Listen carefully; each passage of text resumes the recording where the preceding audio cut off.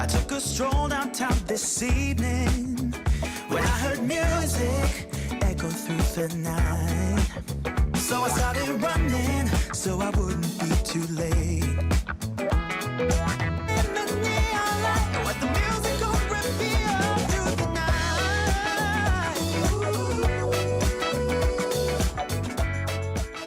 night. Welcome everyone to Coaching this Session. My name is Michael Rearden and I'll be your mindset coach today. And today we're going to be talking about how to be creative and be mindful at the same time. And you might think, well, if I'm mindful, am I not creative? Maybe, maybe not, right? Depending on how you view what mindful is. And I remember when I was reading my Zen stories and I was thinking about what the true meaning was and the wisdom behind the words, I wasn't so much thinking about how to be creative. I was thinking about what knowledge or what goal or what lesson this story was trying to teach me. So my mind was focused solely on the goal, the end point, what I was supposed to learn, rather than, well, let's pay every bit of attention to every aspect of the story, the creative parts of the author. And so diving into being creative and finally diving into that type of mindset, when I read those Zen stories, the whole story changed. I wasn't so much just looking for the lesson anymore. I was paying attention to all of the words and putting imagery in my head where I was living in that space, and I was literally just like a ghost almost, or just a being that was able to see this whole story unfold. And that helped me be more creative, because then I get to see what type of challenges could be a possibility and then the outcome that comes from it. And that way of thinking helped me to think that we need to add some creativity into mindset. And so I reached out to Cynthia Hauk, who's a mindful art trainer and coach, and she helps people with art become more mindful and become more aware. There's more to art than just a paintbrush, a pencil, an eraser. There's so much more to art than what we tell ourselves. So we have to get into the type of mindset where we see what we do and see the end result, but not focus on that result as being the point of, I'm waiting to get to this point and then everything is going to be complete. Life is not complete once the painting is over. Once you're done with one painting, then you can look at it and then you get to create a new painting, or you get to climb a new mountain peak. However you want to view that idea of placing a goal behind a goal, because our goal is not so much to be done, but to live life to the fullest. So let's get into that interview with Cynthia and myself.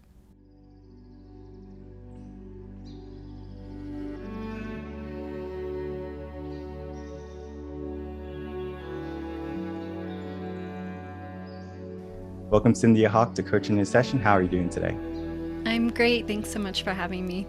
No problem. So I have you on. You're a mindful art trainer and coach, and that could be so many things. But in your own words, can you please tell what you do to the audience and to the world? Yeah, absolutely. I mainly do two things. So I offer mindfulness, meditation, and really simple art classes to help people de-stress. So it's usually when people are really busy and overwhelmed. They've maybe tried to meditate, or they don't consider themselves to be an artist, but they're looking for another tool that can just help them have a bit more breathing space in their day. So I do that with online classes. And then the other main part that I do is I teach mindful art teacher trainings and coaching. And that's really for artists, yoga teachers, art teachers, creative entrepreneurs, therapists, life coaches, who again are wanting to add in some extra tools to perhaps some of the modalities they already do, with a focus on mindset, on helping shift people's mindsets and move through creative blocks. And I use the term creative really loosely, so it's not necessarily creative, with art making on paper, but there's so many different ways we can be creative, so moving through those blocks. And what is a common thread you get from these people that are training with you? They come after the class and they say, this was really XYZ, and they're saying this was great, or they're like, I feel so less stressed now. It could be a gambit of different things. What's a common thread that you get from those people who go seek your training? Yeah, it is a couple of things I hear most often. One is just that they do feel less stressed, that they have more space for themselves. The other thing that I see most commonly through the training is that the people that come and work with me, they have what I like to call a coursitis. So they've already Mm, taken a lot of certifications. They're usually really qualified already in their field. And for whatever reason, and there's usually a handful of reasons, they're blocking themselves. And so the main thing that I hear afterwards is that they're excited that they've been able to move through those things. So I incorporate and infuse mindfulness in all of it. And to me, I see that as a mirror. It's just a way of looking back at ourselves and in the present moment without judgment. mhm. So many people I work with don't do the things they want to do in the world because they don't have confidence or because they feel overwhelmed. They have a really strong inner critic. So a lot of it is just moving through those blocks. And so that's usually what I hear back. And that inner critic, I mean, that can come from anywhere. It can come from our ego. It can come from just our subconscious mind. And I remember the most prominent time this happened to me. And I'm sure it happened several other times, but the times that I can always think about when someone tells me about my inner critic or I wasn't good enough Mm. was when I was student teaching and I was getting ready to graduate from student teaching leave. And I was like, I'm not ready yet. And my grammar teacher was like, you're ready. And I was like, no, but in my head, I wasn't ready. I had so much more to learn from him that I was saying, I'm not him. I'm not at his level. So I can't be ready. I'm not you yet.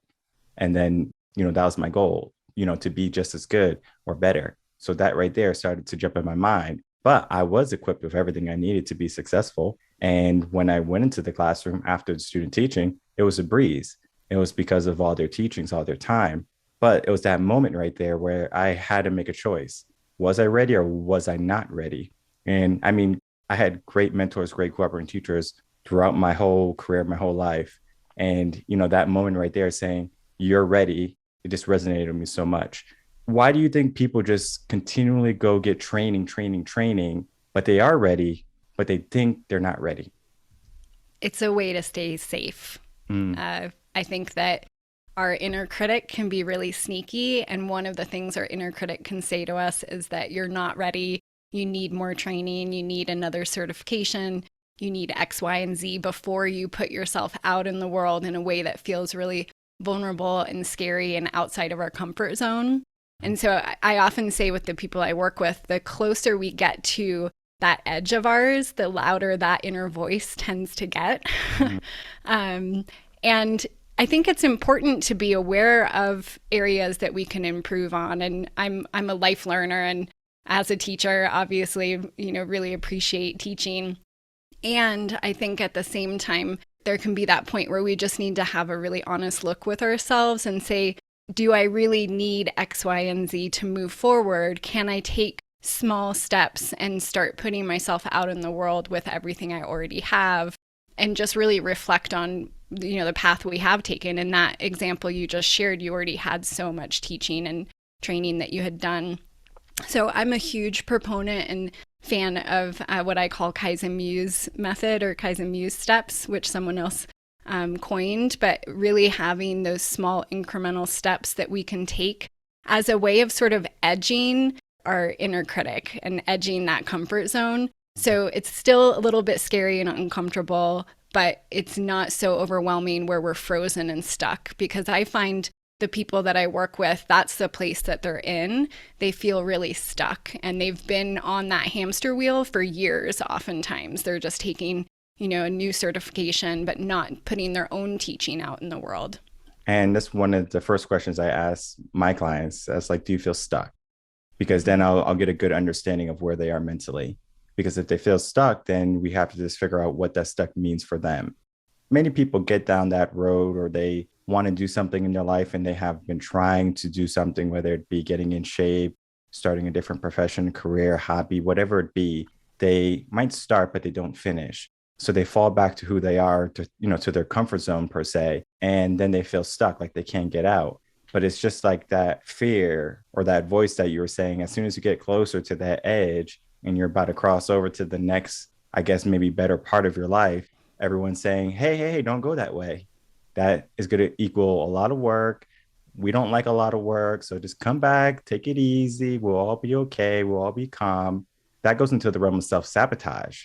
I'm self-sabotaging my life because I have a voice inside of me saying, don't go more, don't be more.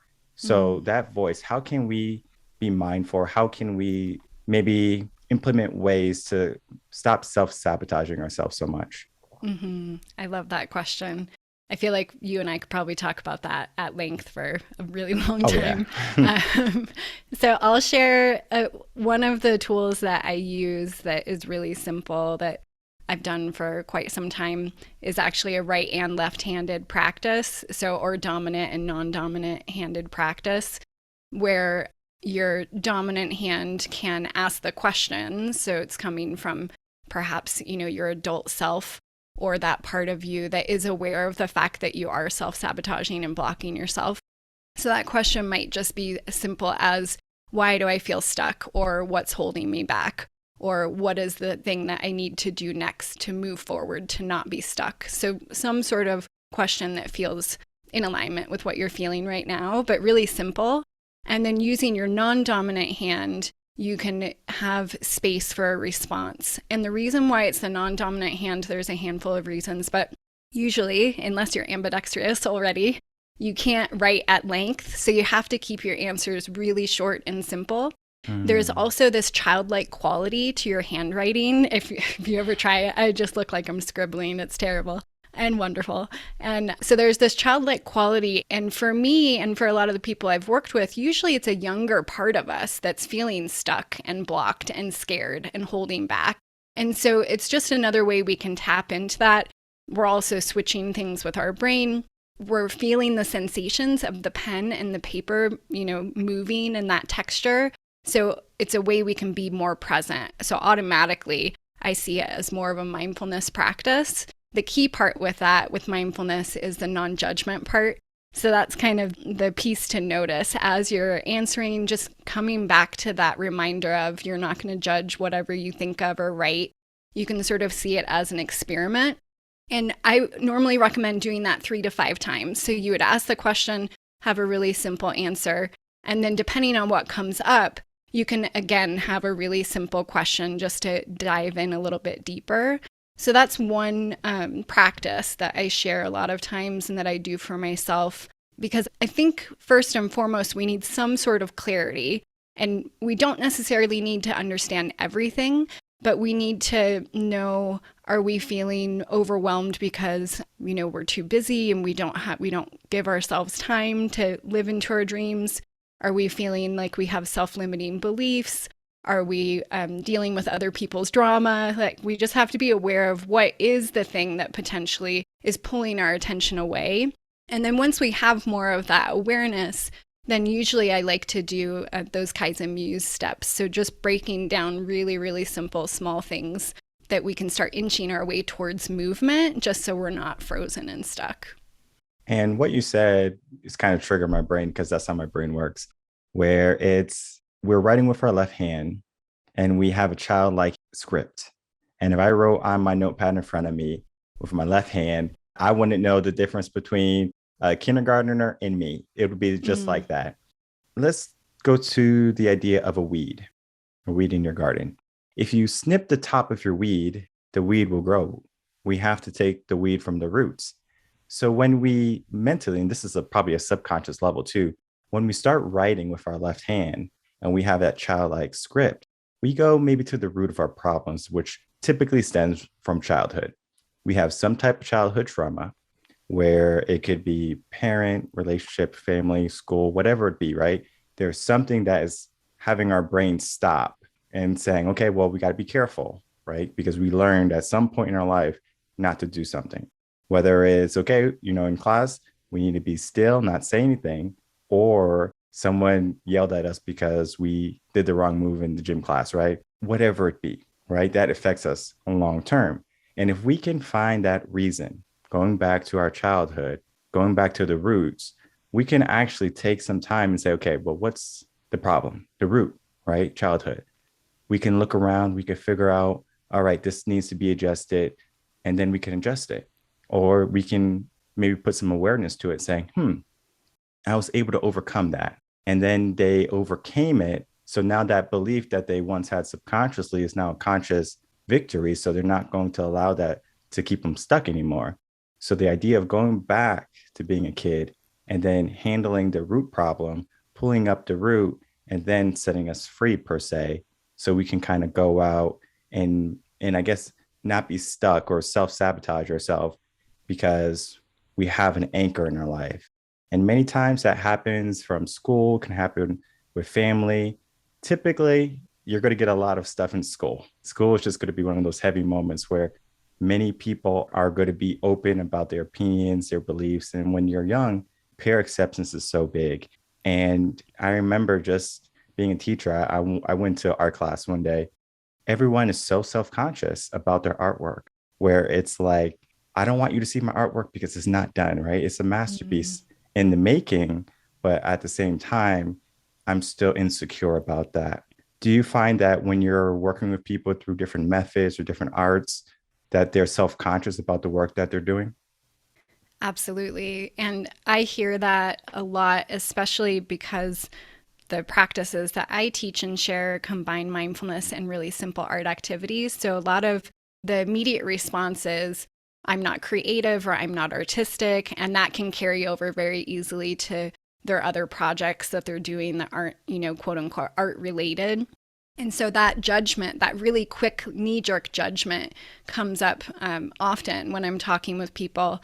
And I think to your point, there is a lot tied in with when people are younger. And Brene Brown, I love her, and she talks about in her shame resiliency research that 80% of people have some sort of shame story about creativity when they're under the age of like 6, somewhere around there.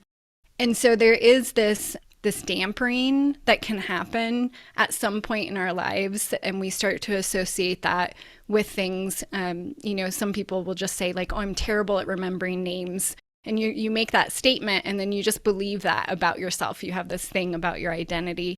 So I think the other part about that writing exercise that I really like is that it pulls you out of the story, because you can't write a lot when you're writing with your non-dominant hand. So if you imagine that you're like hanging out with a friend and you're catching up and you're getting worked up about something you feel frozen or stuck with, we could talk at length and just, go on a huge rant and kind of spiral into that story. And that necessarily isn't going to shift us or have any movement. And so having these different ways that we can be aware of what we tell ourselves that may not be true, that very likely if it's a negative thing we're telling ourselves, it's not true. It's just coming from our inner critic that's trying to keep us safe.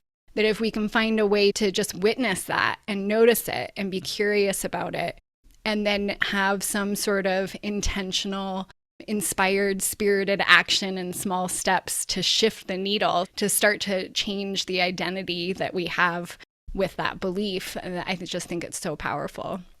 And that touches base on creativity, where people have the opportunity to be creative. And if you can think back just high school, college, there's going to be many classes that don't offer the opportunity for creativity. There's a right answer. And if you don't get the right answer, it's wrong. So we can't be creative in the sense of, well, in biology, it could be this, right? So it could be like a theory, hypothesis, whatever it be. No. This is the answer, right? So we don't have the opportunity sometimes to be creative. So school actually kind of muffles our creativity to a certain point where, yes, we want to be correct when we draw like a bunch of circles and we say it's a house. It's probably not a house, right? It's a bunch of circles. But at the same time, we can say that's interesting. And then we can offer them, well, there's homes that are going to be in a cylinder shape. So we can show them some of those homes so they can look at those homes and then say, okay, I'm going to mimic that house, versus I'm just drawing something and then I call it whatever. As adults, we take a child and we kind of steer them in a way of, right, this is what is accepted. Because if I wrote something on a piece of paper and I told you that, or let's use colors, for example. I'm a guy, I see colors different. If I have this pen here, what color is this pen? You might say it's black. I might say, like it could be gray or something, or yellow. And you're like, no, it's black, right? I'm trying to be creative, thinking, oh, so it writes yellow, but the pen is actually black. It looks black. What happens there is like, okay, I can't even say what color this pen is. To a child, though, that's what they're thinking. For an adult, we have that critical thinking where we can say, all right, yeah, she's right. I was wrong. But for a kid, now they're growing up with that limiting belief. Okay, well, I can't even be creative anymore. And then now as adults, that's why they don't want to be so creative, really. It's like, well, I have a voice. I'm really afraid to say my voice because I have been ridiculed in my past about it. So I'm just going to be silent. And I would rather not show my work or not present because there's going to be a chance that someone is going to say something. And that goes into mindfulness, I think, too, because we are no longer mindful of what has happened to us. We try to ignore it, even though that experience has already affected our life. So if we become mindful of who we are today, then we can say, I'm not that kid anymore. And that was something I had to do. I'm not that kid that I was in high school and elementary. I'm a different person. So that person doesn't define me, even though at one point he did, but today he doesn't. So if I want to be creative, I can be creative. If I want to be artsy, I can be artsy.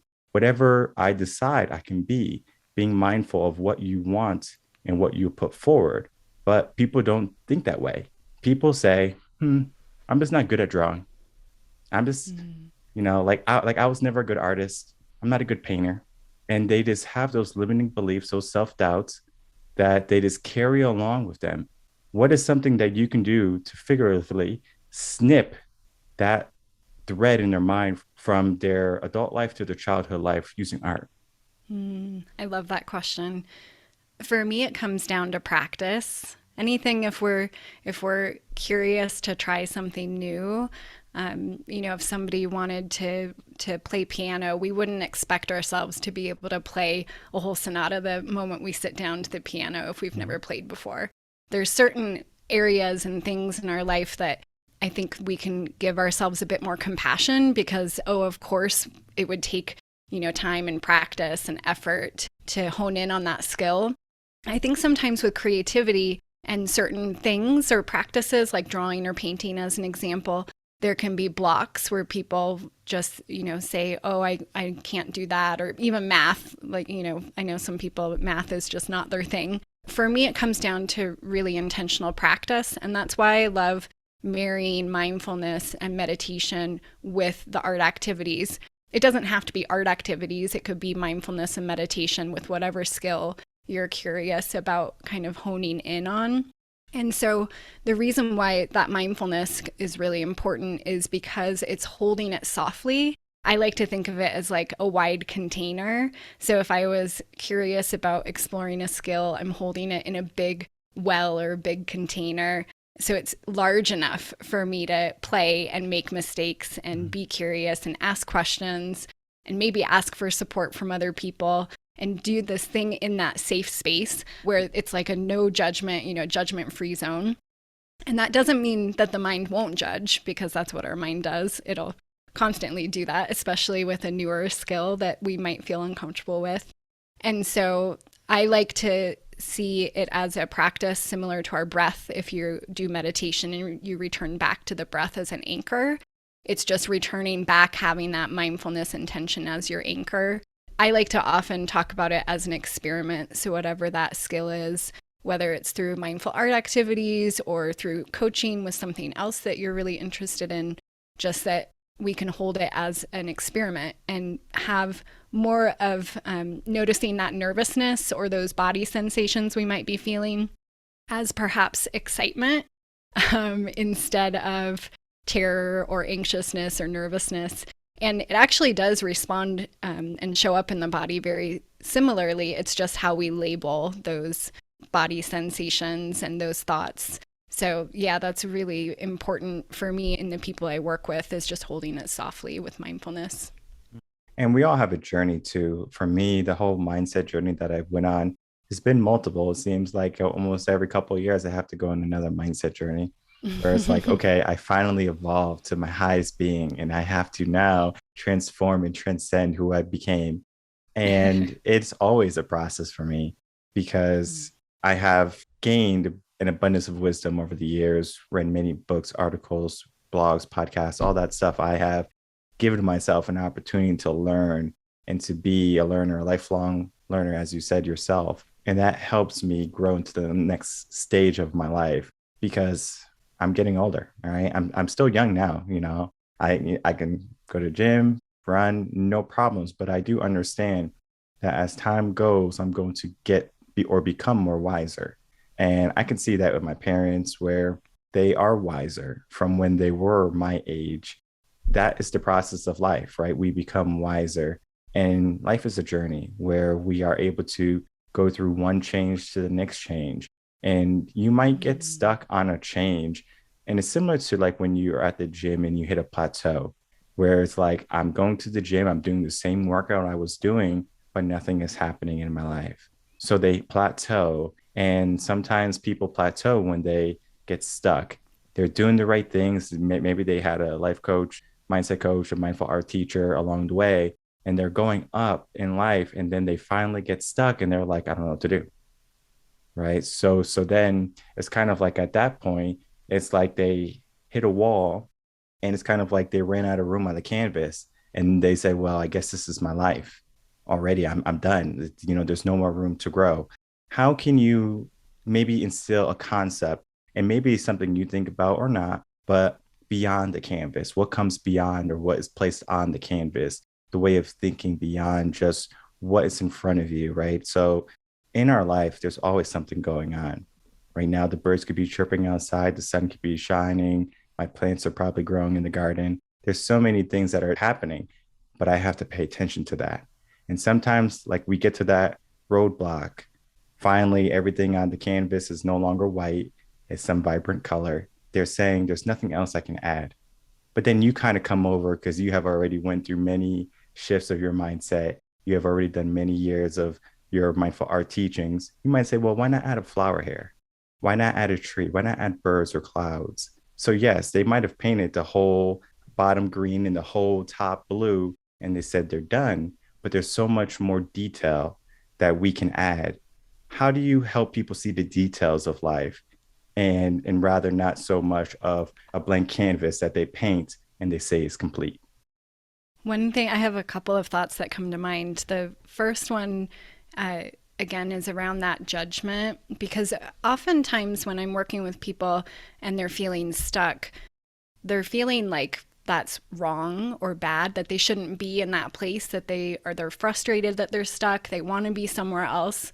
What I also love about mindfulness and mindful art activities with that reflection in the mirror is that it is largely a practice of just simply noticing what's happening right now. So that also means noticing our judgment around where we are right now in this moment to not make that wrong.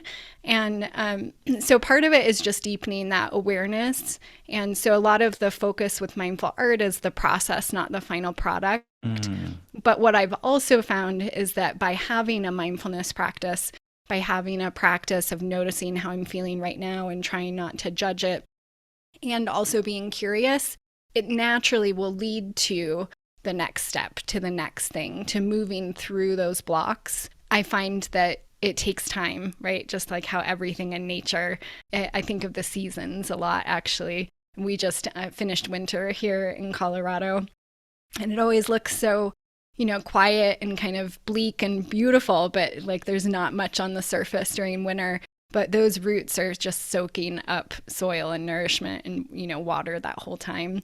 So sometimes things can look one way and it can be something entirely different. So I think that there often can be this natural ebb and flow. And so when there is this feeling of stuckness, part of the practices I share are just around noticing that, being aware of it, seeing how we can soften around it and not have as much judgment, and then having curiosity around what is it that lights us up? What are we curious about? What are potential really small steps we could do in just 5 minutes that doesn't feel overwhelming so we can start shifting that? So that's one thing that I really like to focus on. And then the other thing that I often will kind of just talk about in my coaching and with my teacher trainees, I love the question, hate the question of, where do you see yourself in 5 years or 10 years? And I'm a list person. I'm always writing goals and SMART goals and, micro actions and all the things.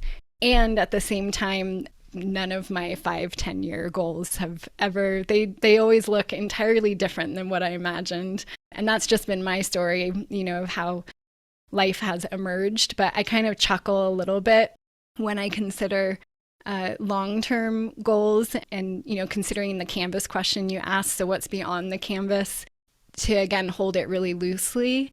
And so that doesn't mean I'm apathetic. I like to really work towards my goals and have intentions, but to not hold the end goal so tightly in my hand. So again, it just goes back to that where I am right now. If I'm feeling really stuck or frustrated, or the students I'm working with are feeling really stuck and frustrated, oftentimes I'll bring up thinking about another place or time when they felt that, and seeing how they're in usually a very different spot now compared to many years ago. You sort of alluded to that earlier when we were talking. So I think there's lots of ways that we can engage the mind, which can be, we have negativity bias. We're always looking out for ourselves. We're always trying to protect ourselves.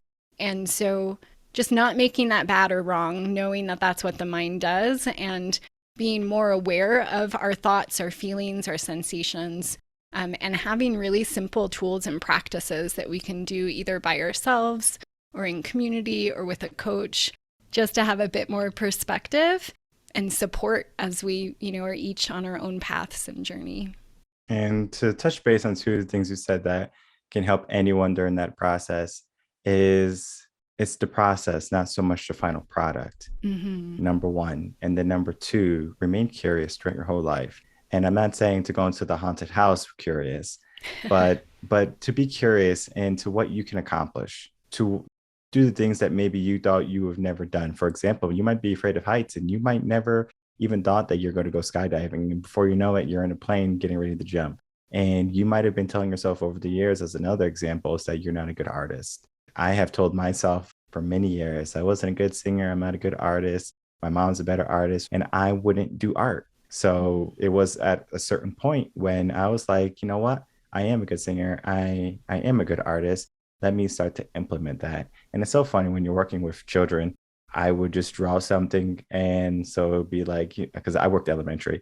And when I was doing special ed, my last years of teaching, I would be with first, second graders, and we would have like quiet time or whatever. If someone wanted to do drawing, I might hang out with them, do some drawing, and I'll make like a little landscape photo.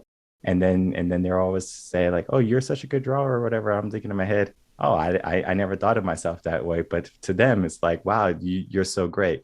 Hanging around kids can be one of the best cures or best medicines for anyone who's down and out. So I would always give them the photo when I was drawing with them. And then they would take it home or they would do whatever they want. It didn't mean anything to me, but for them, it meant something. Where it's like, I have this beautiful piece of artwork. I have something to work toward. And I think the idea of working towards something, working toward a goal is healthy, but then understanding, enjoy the journey so too, because many people try to like rush and finish. And when they're there, they think happiness is there, but it's not. Mm-hmm. And I heard a quote today, I believe. It was, when you reach the top of one mountain peak, the bottom of another mountain is going to be before you. It's we reach a goal. So it's like we give ourselves a 5-year goal, right? Like going back to what you said, we give ourselves a 5-year goal. When we reach it, what happens? There's no more goals. So it's always put a goal behind a goal, but at the same time, pay attention to now. And then to also be aware of how you were when you were younger too. This is something I think about frequently, especially since I was a teacher. I had to understand when I was in third grade, I did a lot of bad things.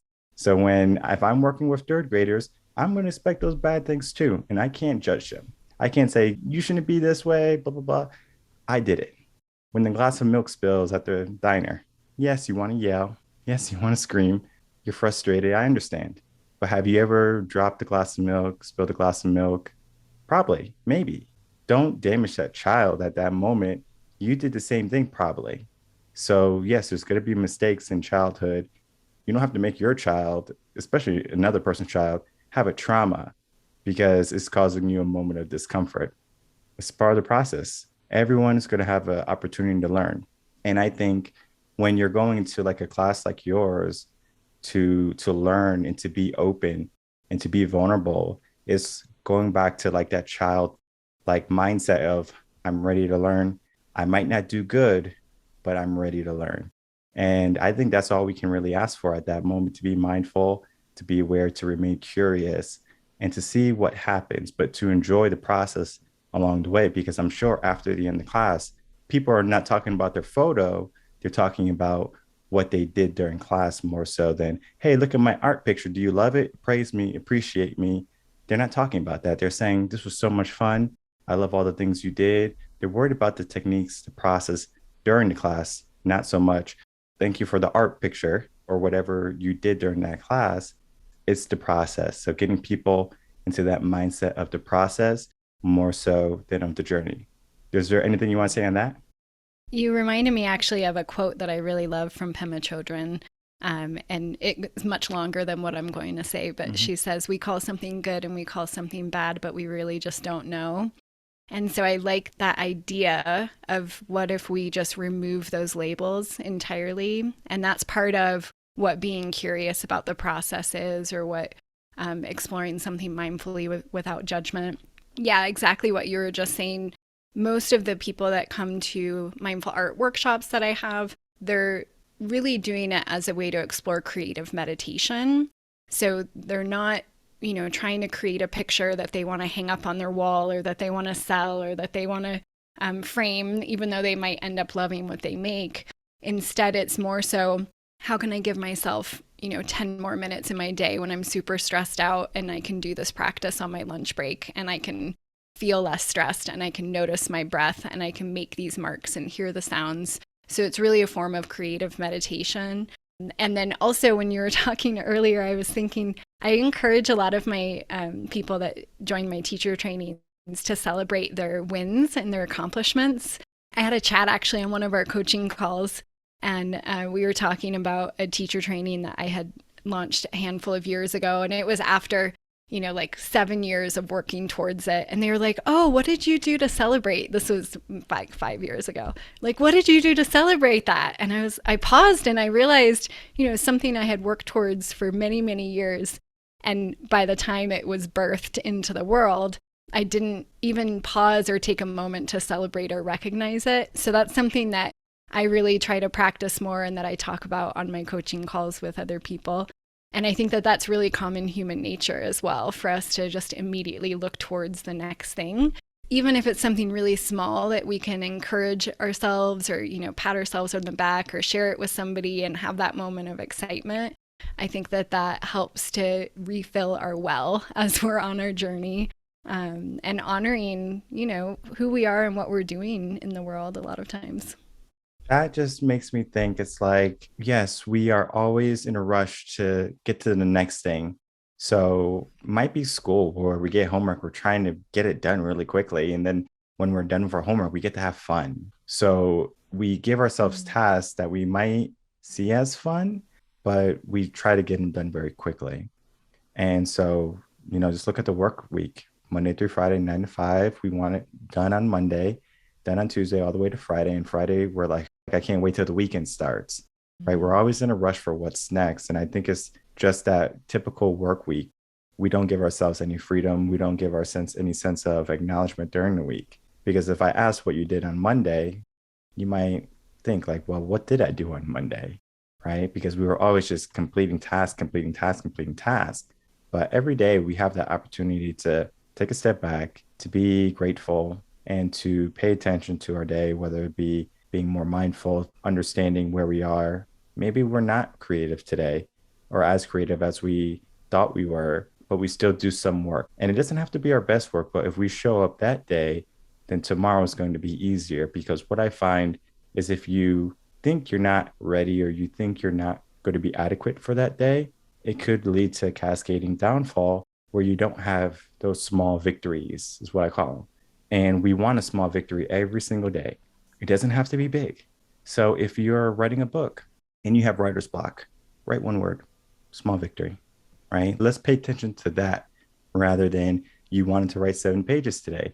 It didn't happen. We can't worry about that. The day is gone, but we can focus on that one word, and we can share on that one word. And then tomorrow, let's write 2 words if we have to, 3 words. And then let's figure out how to inspire you during those days. Because You might not be inspired, you might be burned out. There's many different things. You just need a fire to kind of light you up. And then once you can do that, then it's like, oh, I got it. And then that writer's block that you had is gone. Sometimes there's writers who say, you know what, I'm going to leave my family. I'm going to go into a cabin into the woods and I'm going to be able to write. They take away all the outside stress and they give themselves an environment where they can be creative, be open, and then be free to write. So it just depends on where you are in life. You might be really stressed right now. Find a way to de-stress. Art, drawing, music, whatever you choose to de-stress is going to help you the next day. But if you choose not to de-stress because you're too tired, because you don't feel creative, you're just going to have a problem later on that we can fix today. So we try to fix as much as we can today rather than wait until tomorrow. So the process is part of what we have to focus for. So Cynthia, if you can, please give us a few last words and then tell people where they can find you. Yeah, I want to say I love that image of the fire, tending to the fire. And even if it's just a little bit every day, and that might just be collecting sticks or, poking the fire and, these small things that we can do to keep that kindling and burning. So I love that. The one last thing I want to leave as a thought is we chatted about this right before we started. I usually think of 8 different ways that we most commonly self-sabotage ourselves or can block ourselves. It's usually what I've seen come up most when I've worked with other people. Mm-hmm. So I have a workbook that lists off those 8 ways we can self-sabotage, as well as 8 different small micro action type prompts to get you moving, to kindle that fire a little bit. So I do have that on, I'll give you the link if you want to share that, but it's a free workbook people can download. Or you can also find me on my website at mindfulcreativemuse.com. Mm-hmm. I would definitely put the link in the description box below, so everyone can have that link to check out the workbook. And one of the biggest reasons why many people don't go past their true self is because they self-sabotage. Mm-hmm. So understanding that, okay, how can I not self-sabotage myself is going to be important and critical to know, so you can get past to the person that you want to become. And sometimes we just have to get a little bit of information, get a coach like Cynthia, and put ourselves on the right track to a better mindset, to be more mindful and to be more creative. I want to thank you so much, Cynthia, for coming on, sharing your experiences with me, what you do for the world in your coachings and your training. It was a huge pleasure. Thank you so much. Oh, thanks so much for having me. No problem. Everyone, Cynthia Hauk.